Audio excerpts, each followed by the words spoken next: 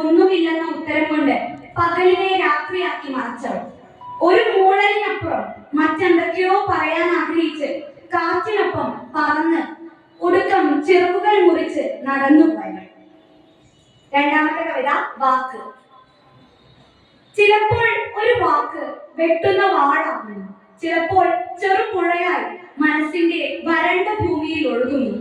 കണ്ണീരും പുഞ്ചിരിയും ഒരുമിച്ച് പിടിച്ചൊരു കനിവ് പോലെ ഒരു വാക്ക് അറിയാതെ ഹൃദയം തൊടുന്നു.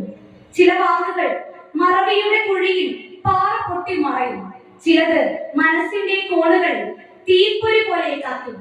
വാക്ക് വണ്ടായി പറക്കും, സ്വപ്നങ്ങൾ തഴച്ചുണരാൻ, നൊമ്പരങ്ങൾ തീരാൻ, പ്രേമം പടരാൻ. പക്ഷേ നേരം തെറ്റിയൊരു വാക്ക് നിശബ്ദതയുടെ വിഷബീജം വിതച്ചേക്കും. അതിനാൽ വാക്കിൽ ജ്ഞാനിയുടെ മനസ്സും മാതാവിന്റെ കരുണയും കവിയുടെ നിഴലും വേണ്ടതുണ്ട്.